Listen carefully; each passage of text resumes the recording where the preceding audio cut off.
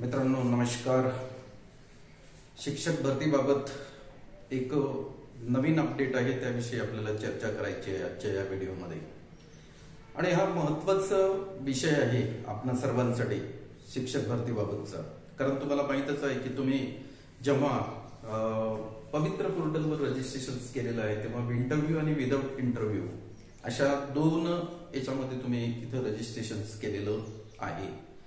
आणि आपल्यासाठी एक महत्त्वाचा जो भाग आहे तो म्हणजे सध्या लोकसभेचे इलेक्शन चालू आहेत आणि हे इलेक्शन सुरू असताना आदर्श आचारसंहिता लागलेली आहे बरं। आणि ही आदर्श आचारसंहिता लागलेली असल्यामुळे आपल्या सर्वांच्या मनामध्ये असं एक म्हणजे संभ्रम निर्माण झालेला आहे की आता शिक्षक भरती होईल की नाही होणार।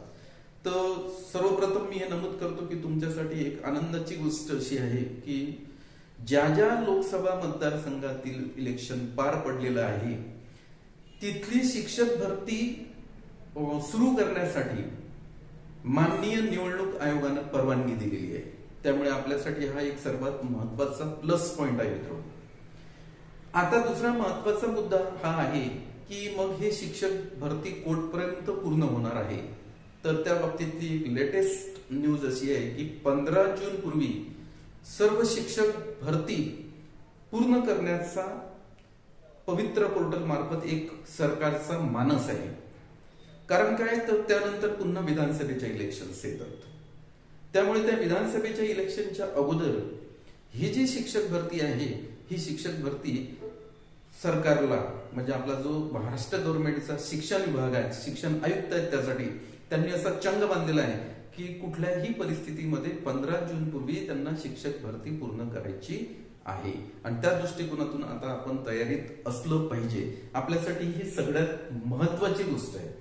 कारण 4 मे हा आता शाळांना सुट्टी लागणार आहे। 4 मे हा त्यांचा वर्किंग डे जो आहे तो शेवटचा वर्किंग डे आहे, हे आपण लक्षात घ्यायला पाहिजे। आता हा शेवटचा वर्किंग डे असल्यानंतर बऱ्याचशा भागामध्ये तुम्ही जर बघितलं असेल तर आपल्या महाराष्ट्रामध्ये 2 भाग आहेत। कोकण विभाग आहे तिकडे 15 जूनला शाळा सुरू होतात आणि आपला जो विदर्भ आहे इकडे थोडंसं उष्णतामान जास्त असल्यामुळे आपल्या इकडच्या जवळपास ज्या काही शाळा आहेत त्या 28 जूनला सुरू होतात। आणि 15 जून आणि 28 जून याच्या अगोदरच शिक्षण विभागाला ही जी शिक्षक भरती आहे ही शिक्षक भरती पूर्ण करायची आहे।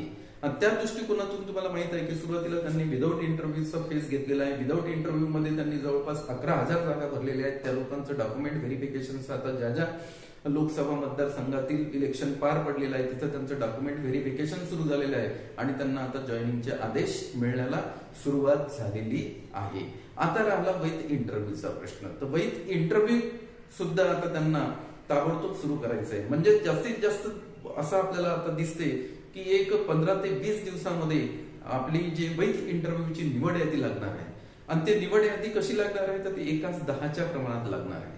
आणि त्या दृष्टिकोनातून तुम्हाला ज्या काही शाळा अलॉट होतील, ज्या काही संस्था तुम्हाला अलॉट होतील तुमच्या निवड यादीनुसार तिथे तुम्हाला इंटरव्ह्यूसाठी जायचं आहे।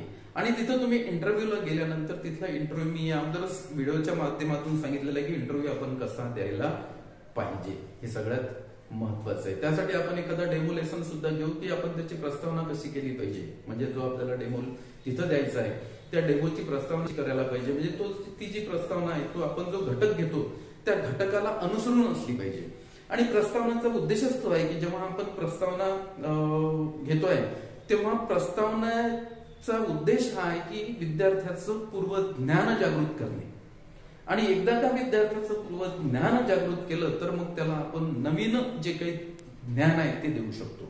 म्हणजे आपला जो युनिट आहे